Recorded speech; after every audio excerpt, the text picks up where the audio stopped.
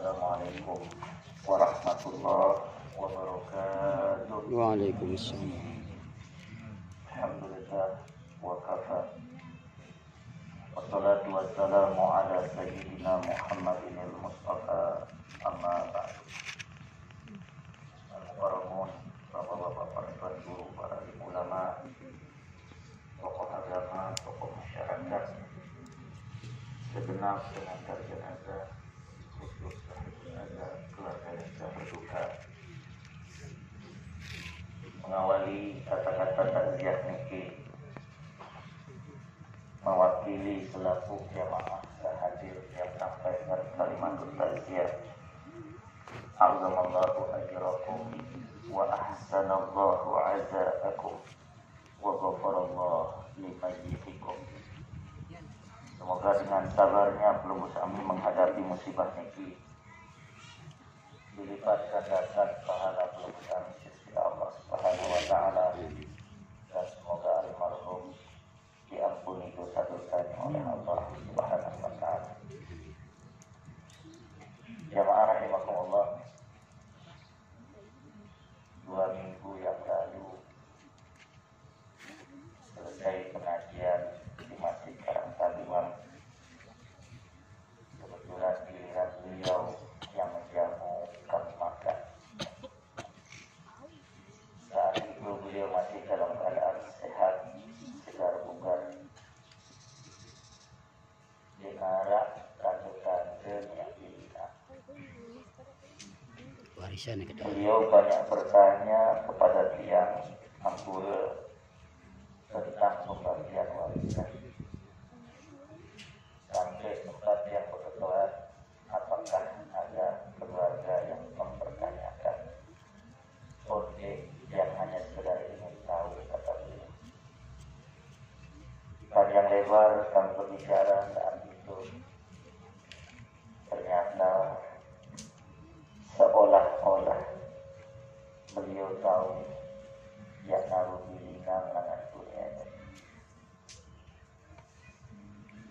Inna lillah wa inna ilaihi raji'un. Inna lillah wa inna ilaihi raji'un.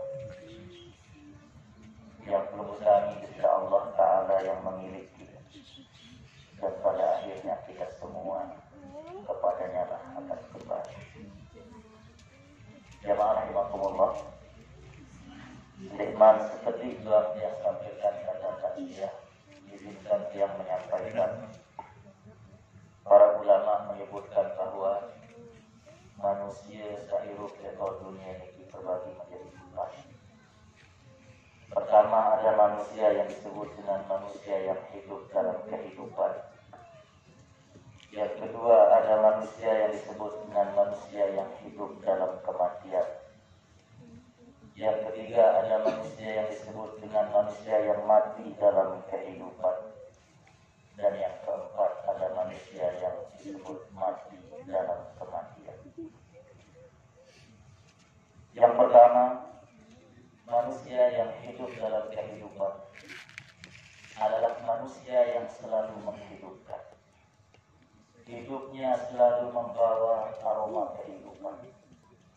Majlis-majlis taklim dihidupkan, masjid-masjid dihidupkan, dakwah dihidupkan, majlis zikir dan kebenaran dihidupkan.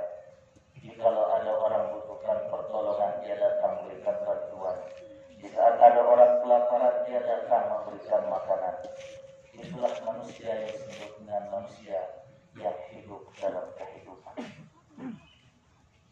Manusia yang berguna, yang disebut oleh Rasulullah SAW dalam hadisnya, khairun nas anfa'uhum linnas. Sebaik-baik manusia adalah manusia yang berguna, bermanfaat bagi manusia yang lain. Kelompok manusia yang kedua disebut dengan manusia yang hidup dalam kematian.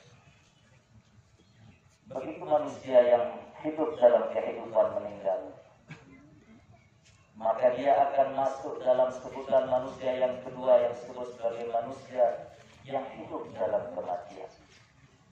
Walaupun dia sudah meninggal, jasa dan kebaikannya akan dikenang sepanjang masa. Ibarat peribahasa mengatakan, gajah mati meninggalkan gading, manusia mati meninggalkan nama. Walaupun ia sudah tiada, kebaikan dan jasa-jasanya akan dikenang sepanjang masa. Kelompok manusia yang ketiga disebut sebagai manusia yang mati dalam kehidupan. Ia memang masih hidup di atas dunia, tetapi banyak orang yang menganggap dia sudah mati. Hidupnya tidak berguna, ibadah tidak mau, melakukan amal kebajikan tidak mau. Pekerjaannya hanya menumpuk-numpuk dosa dan maksiat di hadapan Allah Subhanahu wa taala.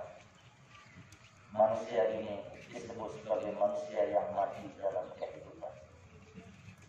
Begitu nanti ia mati dan belum bertaubat kepada Allah Subhanahu wa taala, maka dia akan masuk dalam kelompok manusia yang keempat, yang disebut sebagai manusia yang mati dalam kematian. Begitu ia mati, cep jerit ke neraka seolah-olah yang akan disebutkan. Bahkan manusia yang masuk dalam kelompok yang ketiga, yaitu manusia yang mati dalam kehidupan. Ampura sinampura agung. Banyak manusia yang mengharapkan agar kiranya ia bisa mati. Bahkan saat dia mati, banyak manusia yang mensyukuri. Manusia-manusia preman, manusia-manusia penjahat, jamaah rahimakumullah. Bahasa Al-Imam Al-Qurtubi dalam tafsir Al-Qurtubi, ketika beliau menafsirkan sebuah ayat di surat Al-An'am, "Wa qul adabil qaumil ladzina zalamu walhamdulillahi rabbil alamin." Ketika jalan-jalan orang yang terbiasa melakukan kezaliman itu sudah diputus oleh Allah dengan dicabut nyawanya oleh Allah, walhamdulillahi rabbil alamin, bahasa Allah, dan segala puji bagi Rabb semesta alam. Kata Imam Al-Qurtubi, para pencoreng, para penjahat, para preman, kalau dia mati boleh kita mengucapkan alhamdulillah rabbil alamin. Bahkan kita dianjurkan untuk jangan mengucapkan inna lillahi wa inna ilaihi raji'un. Jamaah rahimakumullah. Almarhum Bapak Haji Taufik Syafiki, menurut hemat beliau masuk dalam kategori manusia yang pertama dan kedua. Beliau sebagai manusia yang hidup dalam kehidupan saat beliau masih hidup di atas dunia. Beliau selalu menghidupkan, dakwah-dakwah dihidupkan, bahkan selalu memberikan santunan orang makan. Bahkan beliau, menurut informasi yang beliau terima, ketika misalnya PAM mati, orang datang berbondong-bondong mengambil air di rumahnya. Betul ini ya? Betul. Gratis. Masya Allah. Maka beliau masuk dalam kategori manusia yang pertama yang hidup dalam kehidupan saat beliau masih hidup di atas dunia. Dan hari ini ketika beliau wafat meninggalkan kita semua, beliau masuk dalam kategori manusia yang hidup dalam kematian. Walaupun beliau sudah meninggal, namanya, budi baiknya akan selalu dikenang sepanjang masa. Jangankan kita manusia, Allah Subhanahu wa taala menyebut dalam Al-Qur'an di surat Yasin ayat yang ke-12, "Inna nahnu nuhyil mauta wa naktubu ma qaddamu wa atharahum wa kulla syai'in ahsaynahu fi imamin mubin." Kelak kami akan hidupkan semua yang sudah mati. Kebaikan-kebaikan yang mereka lakukan tidak akan ada yang kami lupakan. Wa azarahum, bahkan jejak-jejak kebaikan yang mereka tinggalkan tidak ada yang kami lupakan. Wa kullu syai'in ahsaynahu fi imamin mubin, semuanya telah kami simpan dalam sebuah file yang rapi, namanya Imamin Mubin. Subhanallah, sebagaimana yang diceritakan oleh Al-Ustaz Adi Mustahik tadi, beliau sosok yang sangat dermawan, telah melakukan perjalanan dakwah ke berbagai negara. Jejak-jejak kaki beliau ketika menginjak tanah ini semua telah akan bersaksi di hadapan Allah Subhanahu wa taala. Maka di yang ingin sampaikan sebagai sebuah hiburan kepada keluarga. Jumroh ya Pak. Jangan terlalu bersedih dengan kepergian beliau. Satu di antara keluarga pelunggu, insya Allah min ahlil jannah, Amin. menjadi penduduk surganya Allah Subhanahu wa taala. Maka marahnya di sisi Allah di surat Ar-Ra'd, jannatu adnin yadkhulunaha wa man salaha min abaihim wa azwajihim wa dzurriyyatihim wal malaikatu yadkhuluna 'alaihim min kulli bab salamun 'alaikum bima sabartum fa ni'ma 'uqbad dar.